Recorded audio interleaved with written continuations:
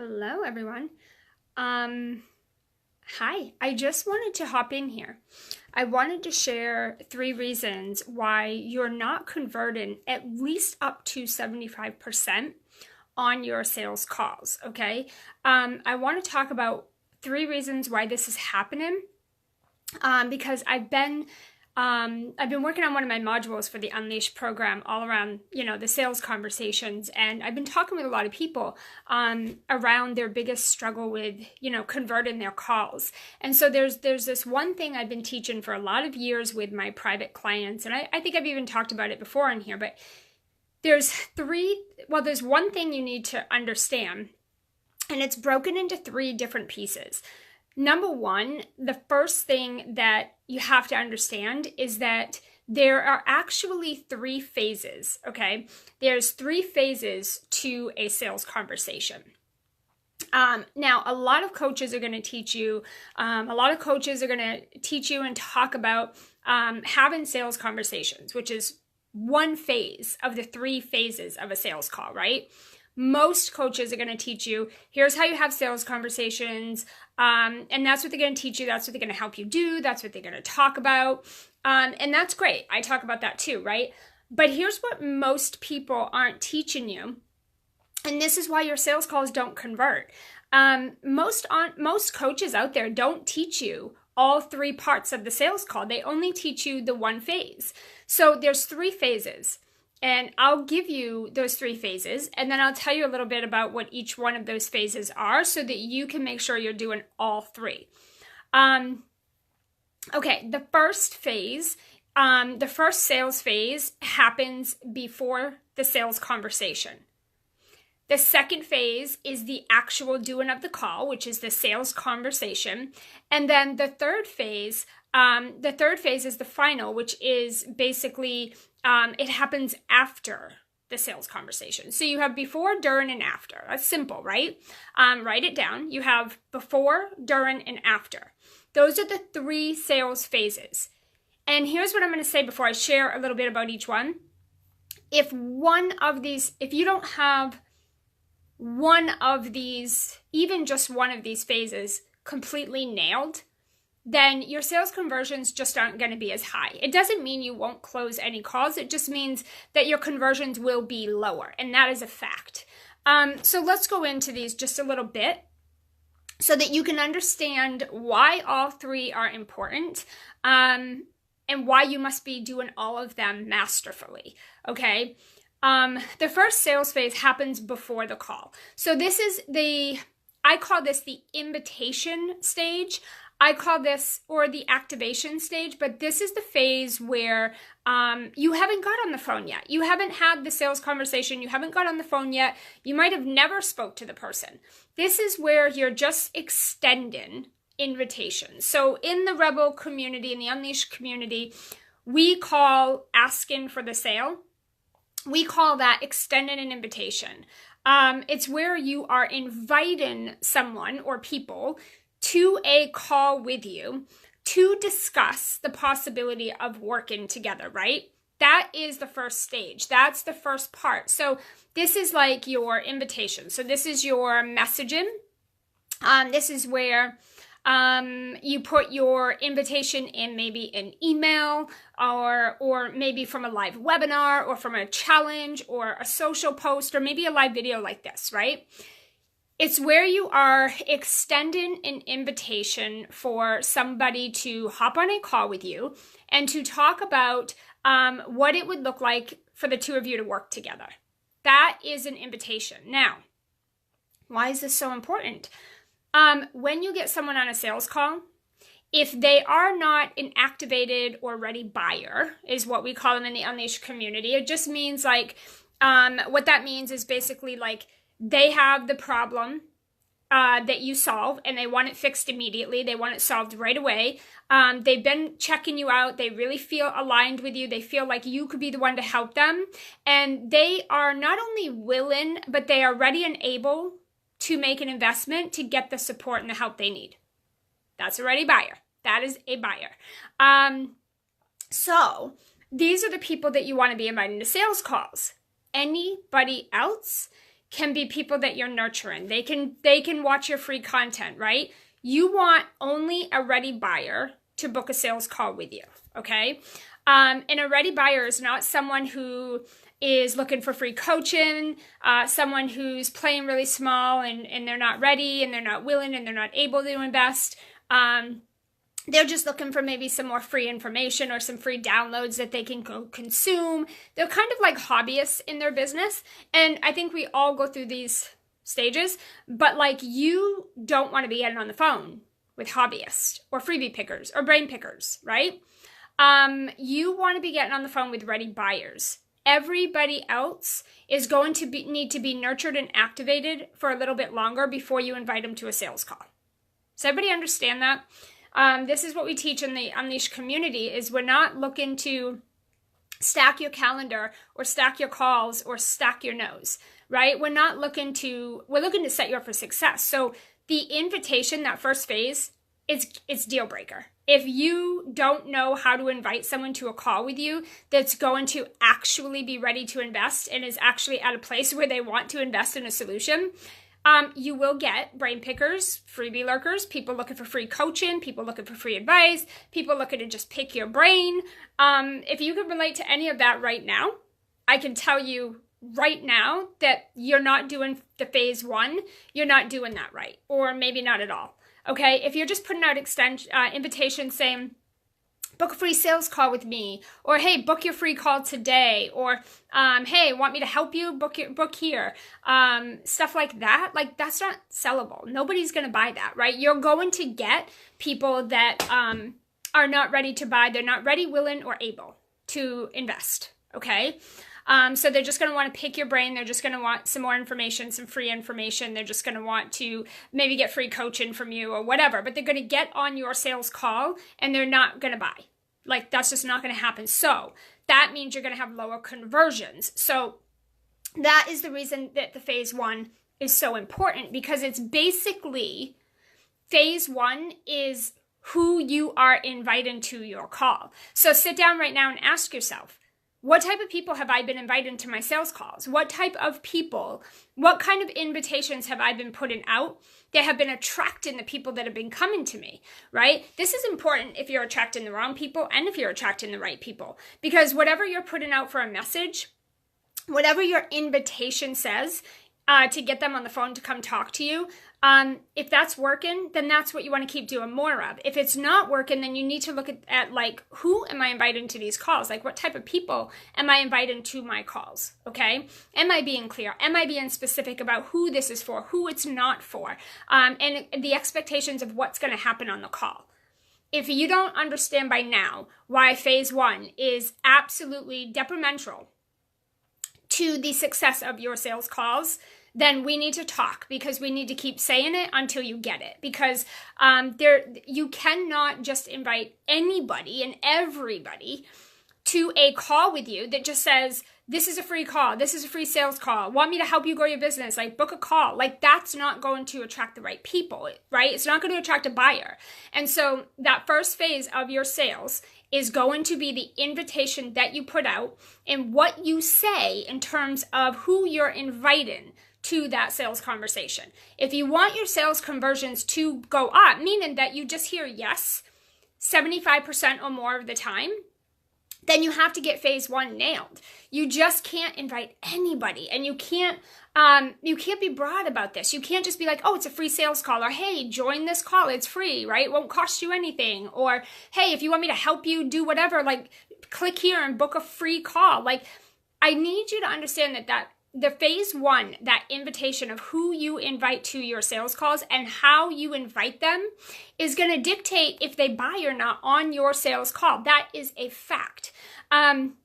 So phase one, most coaches don't teach you, but if you're not doing this accurately, then it's probably not your sales conversations that aren't converting. I mean, it could be, but it's probably your invitation. You're probably inviting anybody and everybody to some strange call where there's no clarity around what it is, right? So remember, in the invitation to, hey, come chat with me about us working together, remember that invitation needs to say, here's who this is for, here's who this is not for, here's like what's going to go down on this call so you know what to expect, right? And then don't do a bait and switch. Don't tell people that you're going to invite them to this call where you're going to do A, B, and C, and then at the end, you secretly and like awkwardly and very ickily try to, that's not a word, but I just made up my own word, but you're basically trying to bait and switch them. You told them this was a free call, and now you're saying, oh, hey, by the way, try to buy my stuff. Like, you should buy my program, or hey, come work with me, or hey, I want to talk to you about my offer. Here's the thing. If you're inviting people to a sales conversation, just tell them in the invitation that if it's a good fit and if it makes sense, we're going to talk about working together. Or maybe you just invite people to a straight up sales call, which is book this call if you want to talk about working with me, right? Like, or you want to discuss the possibilities of us working together. Click here. A sales call is to talk about working together. It's about talking about an investment for an exchange of service. That is a sales call. Any other type of call that you're doing is not a sales call. And therefore, it's going to feel icky, awkward, and you're going to be doing a bait and switch if you invite them to that sort of call and then try to sell to them. If you want to sell, which you should be every day, if you want to sell and you want people to come to a sales conversation and you want to see at least 75% converted, then that invitation needs to be very, very clear that this is a call to talk about working together. Okay, it's that simple. And it's a fact that if you're not doing that, you're just going to have lower conversions because of the way you're inviting people and who you're inviting to your sales conversation. Does that make sense? So that's the first phase. That very first phase, which most coaches don't teach you, is before you ever even get on the phone, your sales are already happening. Meaning that when I'm inviting people to a sales conversation with me, the messaging that I'm putting out, the invitations that I'm putting out to invite people, I've already activated them as a buyer, meaning that they are coming to a sales conversation with me, ready, willing, and able to make the investment with me. They just want to hatch out the details. They already know they want to work with me and that I'm their coach. They already know that. So they're already activated. They're already ready. Okay? Those are the types of people that you want to be invited to your sales calls. Everybody else, you're just going to want to continue to nurture them through your free content. You may want to maybe do like assessment calls with them people if they're not quite ready for like a sales conversation yet. I don't know why it's getting all like blurry and stuff. Or maybe you have a lower level offer that they could go into first that doesn't require a sales conversation, right? To prime them and get them ready for your offer. But here's the bottom line of this. I don't want to see you guys having sales conversations with anyone willing to get on the phone with you because those are bait and switchy. They don't feel good. They're super awkward. And 9 out of 10, they don't convert. Okay? Let me see if I can go over here because I don't know why that's getting blurry, but I don't think the lighting is fantastic over here, but let's just see. Okay, so now I got to bring this down. All right, cool. So that's going to be phase 1, okay, which again, a lot of people don't teach you, but here's the thing. If you want to have high conversions on your sales calls, then you have to invite the right people to your sales calls, right? Okay, so here is phase 2. You've gone ahead. You've put out some invitations. You've been really specific about this is who this is for, who it's not for, and here's what we're going to do, right? You started inviting people to book a call with you to talk about working together, whether it's in whatever type of program, or, maybe it was a specific invitation to a program, or maybe you just invited them to come talk to you about working together. Either way, you've got invitations out and you have people that are starting to book calls with you. Now you're going to move into phase 2. Right? Now, this is where you actually begin the doing, right? You start having the sales conversation. This is where you brought them from that invitation to the call. And at this point, you can understand why who you invite to your calls is going to be so important, right? Because now you're giving them your time. They're giving you their time. You guys are getting on the phone together to literally talk about working together. The last thing you want to do is get on the phone with somebody who says, oh, no, I was just here to see if you could give me some strategies or some tips, right? Or, I'm sorry, I misunderstood. I thought this was like a free strategy call or something, right? Or you're going to get people that don't show up. There's nothing worse than those feelings when you've put your time out there and you've extended these invitations and you start to see people book and you get all excited and then there are no shows and freebie pickers and brain lurker, whatever, right? Like now you're like, man, this sucks. I don't want to do sales calls. They don't work, right? So that invitation it's a non-negotiable, okay? You have to get the invitation really clear and specific. That way, now you get to phase 2 and you're actually on the sales call. Now, obviously, I teach a whole system, not like a script, but I teach a whole system around once you get someone on the call, how do you open up the call? What do you say? Because this is like most of my clients say that as soon as they open the call, that is the most awkward time. They're not sure what to say. They don't know how to kick things off. Should they chit chat? Should they talk about the weather, or do they just dive right in, go for the kill, and just start like talking about their offer, right? Most of my clients aren't sure how to create a space and how to open up the call so that you both feel really good, and so it doesn't have that awkward, icky, salesy, feel to the beginning of the call because it trickles into the rest of the sales call, right? So that second phase is going to be having the actual sales conversation.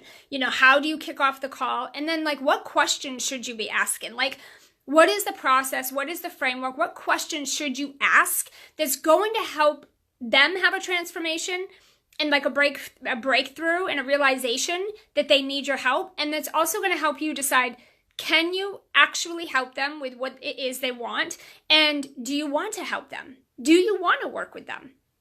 And being able for both of you to stand in your power in that, meaning that they're gonna be empowered to be ready, willing, and able to make that investment because they see you as the person that can help them, and you're going to be empowered to really stand your ground about, can you help them and do you want to?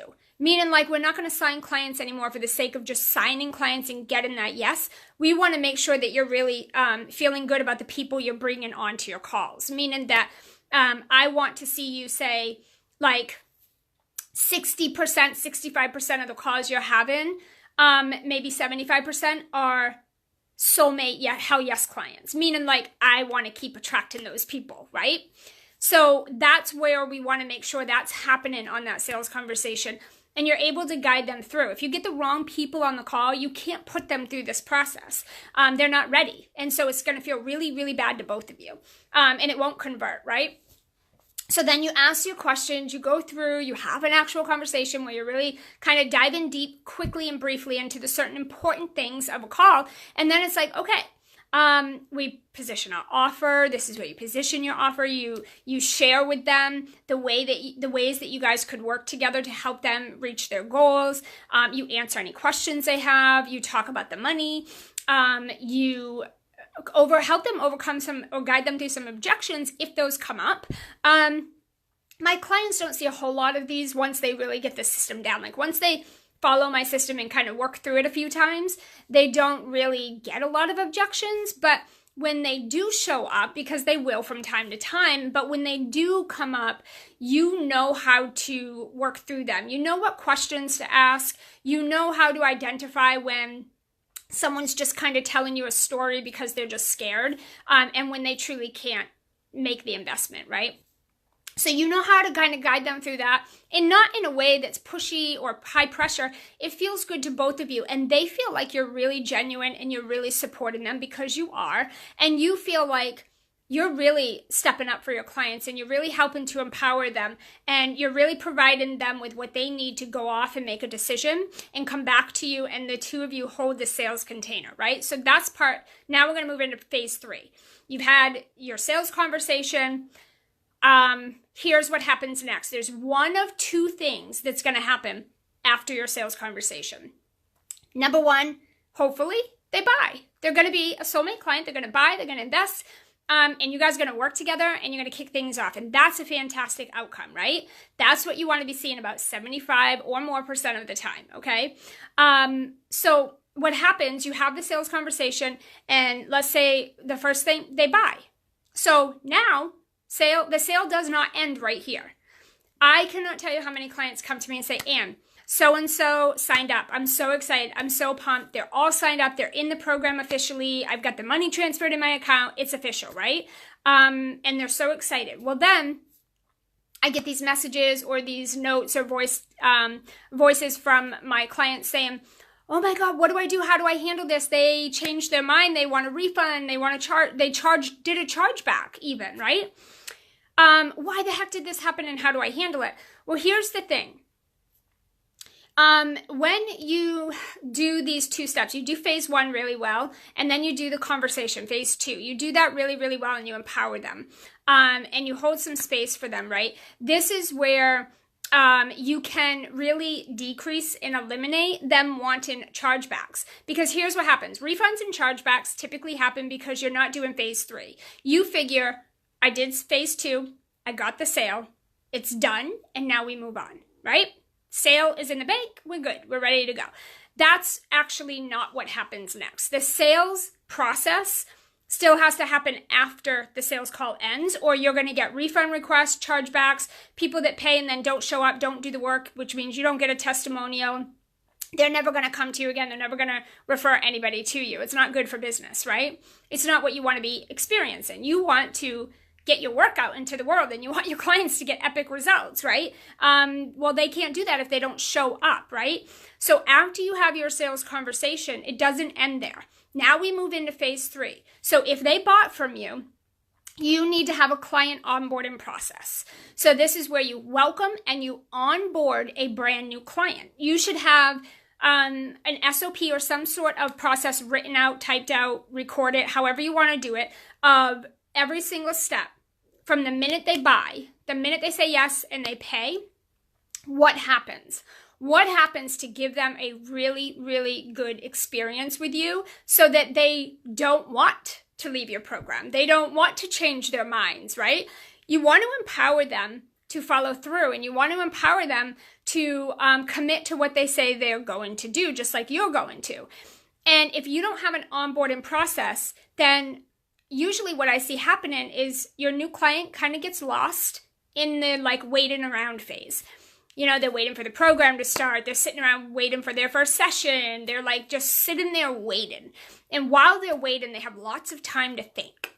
They have lots of time to think, and they have lots of time to check out other people's stuff, right? And this is the time where they have buyer's remorse. Uh-oh, I think I made a mistake. Not sure I should have done this. I don't know if this is right for me. And they start to kind of talk themselves out of working with you. They talk themselves out of the investment they just made. And then they come back to you, and that's when you get that dreadful, heart-dropping, heart-wrenching email or message that says, I think I've changed my mind and I want a refund. Or I think I've, maybe jumped too quick and this isn't the right program, or this isn't the right thing for me right now. Totally love it all. Maybe next time, but can you go ahead and refund my money? This is not what anybody wants to hear, right? And this typically happens because you haven't done all 3 phases. You haven't done them good, right? You didn't do the first phase of bringing them and inviting the right person, because the right person's not going to do that to you, okay? And then you didn't do phase 2 very well. You didn't really go through that conversation and convert in a way that's going to be sustainable. And then maybe 3, if you're not doing your onboarding process right, people just get stuck sitting there, and then they change their minds. They talk themselves out of it. You want to be getting a good onboarding process in place that's going to empower them to follow through with their commitment, empower them to show up, but give them some stuff to do. Already let them know you got all this exciting ideas for them, and maybe you have a couple exercises for them, or maybe you're going to give them a fast action bonus where they get some connection with you so that they don't want to leave. And that they don't want to go check out other people's stuff, and they don't want to talk themselves out of this. They actually are super empowered, really excited, stepped up to the game, and they want to do this. That is the first thing that could happen. The second thing that could happen is that you go through your sales conversation and they give you an objection, or for whatever reason, they don't buy. So they haven't purchased, rather it be, I can't afford it, now it's not the time, I got to talk to somebody, my significant other, my investor, or I need to go off and think about it, or I totally want to do it, but I just don't want to do it right now, or yes, I'm in, I want to do it, can you send me a link, a pay link, an invoice, whatever. Either way, they haven't committed and said yes, and there was not a transaction of money for service, okay? Now, this is the second thing that could happen in phase 3, and this happens for a lot of you guys, where you just don't close. It's not a transaction. Financial transaction doesn't happen, and you don't hear yes, right? And so now you say, well, what the hell do I do now? Most of my clients that come to me have, oh my gosh, so much money that they've left on the table because they didn't know what to do when the sales call phase 2 ends and they didn't buy. So now they're like, well, and if they were interested, they would have said yes, right? If they were a dreamy soulmate client, they would have found the money. If they really wanted this, then they would reach out to me, right? Or come back to me, or they'll go find the way and just make it happen. So there's things about this, like, yes, if somebody really wants something, they'll find the money, but they might need some time to go do that, okay? They might need to genuinely go find the time to find the funds, like find the money. I always say find, get, borrow, or earn it, right? There's like 4 ways to just get resources to money, but people need time to go do it and to think about it and to try some different things, right? So they genuinely may want to work with you, but they might need a little bit of time. There's a difference in somebody genuinely needing a little bit of space and time to make a buying decision, and someone who's totally just giving you excuses and not in it, and they're not in it to win it, and they're not really a good client. There's a difference between who those two people are. They're not the same people. I don't follow up with people that are hobbyists and brain pickers and freebie lurkers. I follow up with people who genuinely, they're ready to do this. They know I'm their coach and they want to do this so badly. They need a little time. So I like to show up and empower them and guide them through that by holding what we call a sales container. We call it a sales container because basically what we're doing is, it's not really an asset, but basically what we're doing is we're nurturing our future investment. We're basically saying to, okay, we have client A or potential client A, totally soulmate client, totally ready, would be a fantastic person to work with, great testimonial, I know I could help her. But she's not, she needs a little time.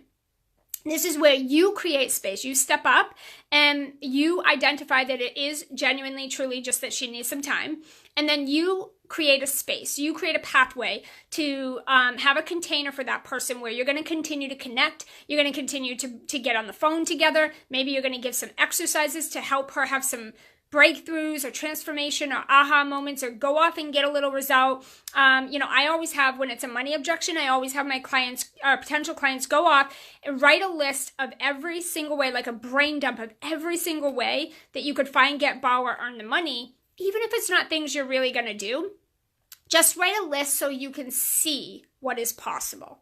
Write a list so you can see what's possible. I have them do that. Another exercise is if it's a mindset thing or just a money block, like they have the money but they're freaking out, or maybe they have a way to get the money but they're like upstairs really just freaking out, I might give them an exercise to go off and do that's going to help them work through whatever block or story they have going on that's going to allow them to get into decision-making mode, okay? And what I'll do is I always make sure we have a call followed up on the calendar. So we don't just hang up and say, hey, maybe we'll talk soon. Or, hey, yeah, reach out when you change your mind, or reach out when you want to, right? Like, that's not empowering them to make a decision. That's basically telling them, hey, go continue to be indecisive. Go continue to talk yourself out of it. Go continue to be all by yourself with all your thoughts. And if you ever change, come back. I just don't think that's feel good. I don't think that that's a good way to be doing sales. That person needs you to step up and hold that sales container for them and empower them to work through a decision. Even if that decision at the end of the day ends up being, no, it's not a good fit, or I've chose to go another direction, you still empowered them to make a decision. They're going to remember you for that. They're going to talk about you. They're going to tell other people about that. You've created a relationship there, right? So that's really, really important to be thinking about and to be doing. And so you want to hold space where you can keep getting on the phone and saying, hey, how did that little exercise go? What came up for you? Any other questions about that? Like, what do you think we should do next? Like, what do you feeling is a great next step for you now? Like, how can I continue to support you? And it's really just about taking them through the process. Now, a lot of people are going to teach you, get the sale right there on the phone, and don't let them hang up until, they give you that money or that deposit. Do whatever you have to do to get their money. Here's the problem. That's why people don't like sales. That is why you don't like doing them. That is why they feel disgusting to you. And this is why it feels really, why other people don't want to book a call. They don't want to get on a sales call because they think that's what you're going to do to them, right? I don't teach that. I don't agree with that. I would never teach that. I don't think that that is the way to do sales. I don't have to work nearly as hard for my sales as the people that are teaching that method, because nobody wants to get on the phone and feel that way. Nobody wants to get on the phone and feel like you are threatening them, scaring them, giving them these scenarios that their life is going to end, their kids are going to suffer, like if they don't make this investment, like, oh, what's going to happen to your life and your business and all your dreams are right down the drain. I don't think anyone likes to feel that. So it doesn't feel good to either party, and that's why you're just not going to get conversions that way, right? I think that if it is a soulmate client, if it is someone who genuinely is truly really ready, really wants to do this, knows you're the person for her, and you both feel a great connection, like it'd be a great working client-coach relationship, I think that holding that space, that sales container, is non-negotiable, right? Because that person is going to make that decision. And if you're the one giving them those little bits of transformation and breakthroughs and ahas, and you're the one that's showing up for them and supporting them and encouraging them and inspiring them to make these moves and these decisions, they're going to really see you as someone like, you've changed my life and I haven't even worked with you yet. You got me into, from this place to this place already, and I have to work with you, right? They're going to want to work with you over anybody else because nobody else is holding that space for them. Everybody else is saying, fine, you don't want to right now, come back when you do, or see you later. Or they're going into this high pressured, like make them feel bad and guilty tactic, right? So this is how you're going to increase your sales and stand out above anybody else, is because you're going to hold this type of space, right? I would say about 50 to 60% of our monthly revenue comes from holding that sales container. So basically phase 3, which is really another way to say it is like a follow-up phase. It's where you're, it's not just following up. You're not just like following up. You're holding a sales container because, like I said, you're going to work through those steps that's going to move them so authentically and naturally into a yes and a buyer, right? So it's like a sales container. Anyone that we don't feel is going to move toward that direction, we just genuinely release them with a couple of next steps, and they can come back if they feel anything has changed or at a later date, right?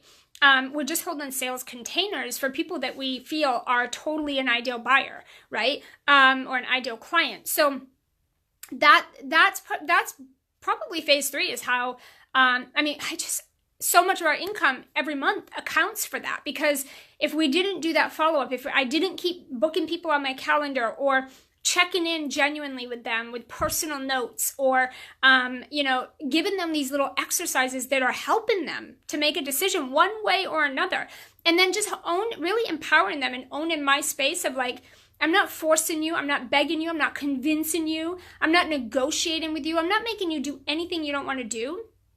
I am just here guiding and supporting you and encouraging you along the way, but I'm empowering you to make your own decisions so that you can have that transformation, and so you can feel like, I did this, right? I made this decision, I went for it, I signed up, and if I do that for you, then I take that transformation away from you, right? So it's about having that little space like that. So those are the top 3 phases. I think where I've explained them a little, you could probably see and understand like, wow, okay, so this is how I can have better sales conversations that feel really good to both people. This is how I can get more of the right people, the ready people on a call with me to begin with so that the call can go better. And then this is what I need to do after that's going to continue to feel really good for both of us. That's also going to increase my conversions, even if it's not a yes rate on the call. Overall, at the end of the day, you're going to be like, wow, had I not done phase 3, then I'd have lost those 2 out of those 5 clients, or whatever that your conversion rate would be. What would 1 or 2 more sales do every month, right? Like, especially if you've already had a sales conversation with them, you want to maximize that, right? And so this is why I'm saying, like, you do your calls now, and then some will convert now, and then some are going to convert later. So those say that effort you do now is going to pay off later. It's going to continue to pay off because you're holding the space. You're working with the same people over and over to get them to that decision, right?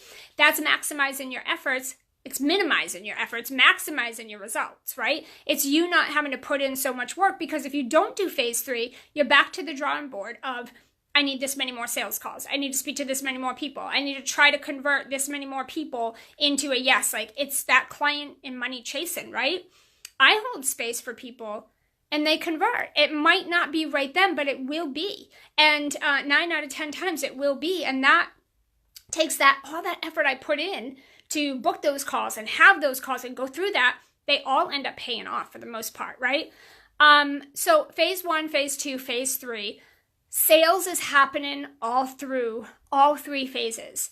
I can't stress how game changing this can be to your sales, to your bottom line, to your revenue. If you do all 3 of these really well, you don't have to do much else. The only other piece is bringing in that sellable offer and fulfilling it, right?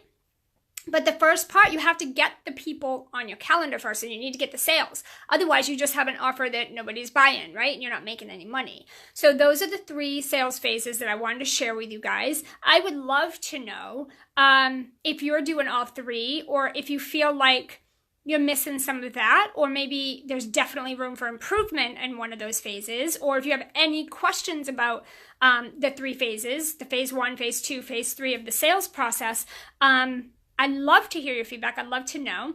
Also, I'll put a link below. I think I can do it right now. I'll put a link below that is going to be to my live group program, my coaching program, the Sales Rebel Unleashed. This is basically a sales program, but we do touch on creating your offer, your messaging, making sure your niche is really in alignment, making sure you've stacked your offers, making sure that, you have a baseline offer for reoccurring income while we do all these other things.